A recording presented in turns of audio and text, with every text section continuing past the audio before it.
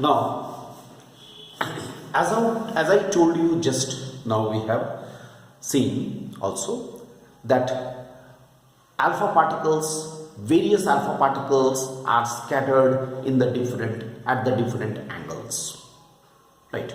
Various alpha particles were scattered in the various angles, and those were detected with the help of the detector. You have the diagram with this. So see what happens if I draw a graph of number of alpha particles scattered, that is m, versus the scattering angle, that is theta. Okay, number of this is m and this is theta. M versus theta. How many alpha particles are scattered, right? And at what angle? Then we shall get such type of the graph, this type of the graph. What does this graph suggest? What does this graph suggest? This graph suggests that here, see, very large number of alpha particles are scattered at very small angles, means acute angles, smaller angles. At very small angles, very large number of alpha particles are scattered, whereas very small number of alpha particles are scattered at the large angle or at the obtuse angle. And you can say occasionally, very few, occasionally some alpha particles may retrace their original path, means in whichever direction they are going, the same direction they are coming back, that means scattering angle is becoming 180 degree.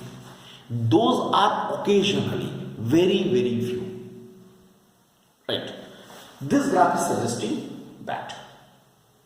Now, from this alpha particles experiment, scattering experiment, it is observed that alpha particles are scattered mainly at the acute angle, mostly at the acute angle, very few at the obtuse angle, but they are scattered, right? So what are actual observations? Let us now see what are the important observations. Let us now see what are important observations. Here I write the observations. Actually, I am writing observations here because this place will be used. Observations. We can enlist the observations like this. First, alpha particles indicated by AA. Look, alpha particles indicated by AA. This is and this is A. Identical type. AA. Right. They pass undeviated. They go undeviated. There is no deviation. Their movement is smooth. They are straightway going undeviated, which indicates that there is a lot of space inside the atom. It indicates that there is a lot of space inside the atom. Since there is a lot of space inside the atom, so what happens? They go undeviated. There is no any hindrance like atom or like electrons or anything. They are passing undeviated. Second point. A large number of alpha particles which are indicated by BB. Look, B and here also B. These alpha particles are scattered at the acute angle. Look, this is the acute angle. A large number of alpha particles indicated by BB. They are scattered at the acute angle. Right. And number 3, comparatively very small number of alpha particles which are indicated by CC.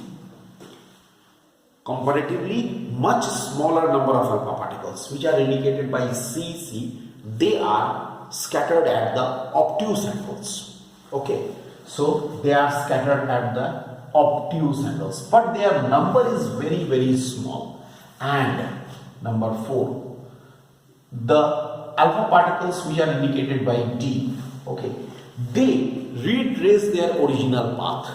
They are going in this path, again coming by the same path. But they are occasionally, very few, 1 in 10,000. Probability is 1 in 10,000, suppose. They are just retracing the original path. This can be observed. Okay.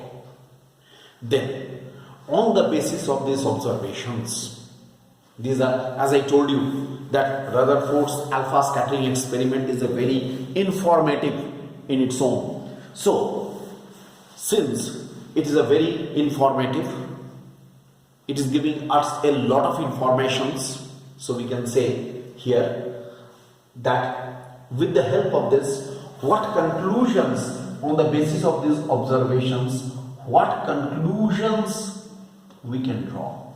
Let us now see the important conclusions. Conclusions which can be drawn from this. Right.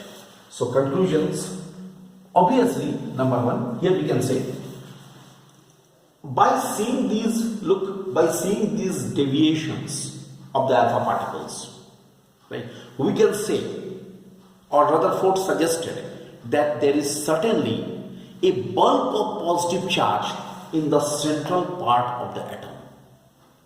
There's a bulk of positive charge like this in the central part of the atom, due to which the alpha particles are scattered. Because I think you must be knowing, or you should know, that alpha particles are actually the positively charged particles. So what happens? They are getting repelled.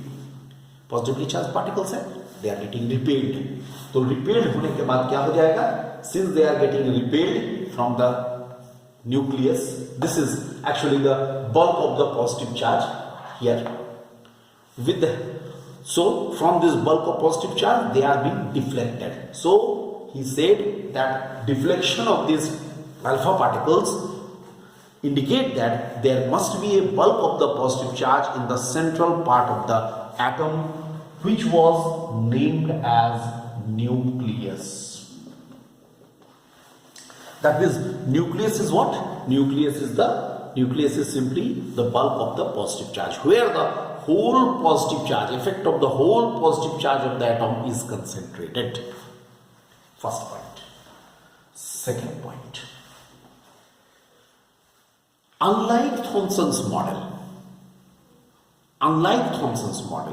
electrons are not at rest. Okay. In Thomson's model, you must be remembering electrons were at rest. But here, electrons are not at rest. If electron will be at rest here, suppose it is placed here, it will be pulled towards the nucleus. Nucleus is very strong. A large number of the positive charge is there. So what will happen? It will attract this electron. And atom will be unstable. So he said, unlike Thomson's model, right, electrons are not at rest, but these electrons are revolving round the nucleus. Electrons are not at rest, but they are revolving round the nucleus. So these electrons, these electrons are not at rest, but they are revolving around the nucleus. Just see how the informations are being cleared.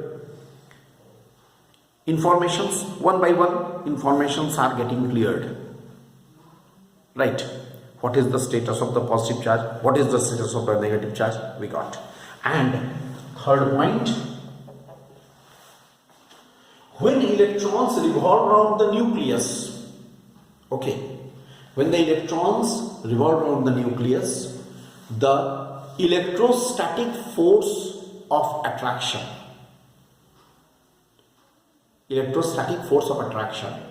exerted by the nucleus on the electrons,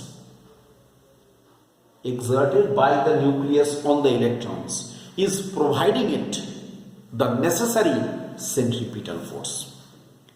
I remind you, any particle will be revolving in the circular path only when it will have the centripetal force. We have seen in class 11, we have discussed centripetal force is the real force. So this real force, इस real force का एक source होना चाहिए. कहाँ से मिलेगा ये real force? This nucleus is exerting a force of attraction, electrostatic force of attraction, and that force of attraction will provide the necessary centripetal force, right? And now that will provide the necessary centripetal force. And now fourth information, in case of the fourth information, I can find out the size of the nucleus also. Let us now find out the size of the nucleus. Size का मतलब होता है radius. Mainly हम size से mean करते हैं इसका radius. So let us now find out the size of the nucleus. For that, what we do, I again come back to this figure. Let us come to this figure. It's a very important point that we are getting the size of the nucleus also. Here, not only he said that there is a nucleus in the central part, he found out the size also. What is the size of the nucleus? That we are going to discuss. Let us take this here. It goes up to the point P and it returns. That means what? This point P is slightly it is far from, that means apart from the surface of this nucleus. All visualization. Suppose if I consider this distance, see the distance R0. What is R0? Just check what is R0. R0 is the distance between the point P and the center of the nucleus. Visualization. Center of the nucleus से लेकर के P point के बीच की दूरी. P क्या है? P is the point from where the alpha particle has retraced. Then what will happen? This R0 here, this R0 is called the closest distance of approach. Here, R0 is called the closest distance of approach. Okay. Now, what is my logic? If I find out the closest distance of approach somehow with some physical calculations, then that will give the almost the size of the nucleus or the radius of the nucleus. Size means radius. So radius of the nucleus का value वहाँ से मिल जाएगा. So that will be almost equal to the size or the radius of the nucleus. That we are going to do. I want to find out the value of R0 in our next lecture. Okay.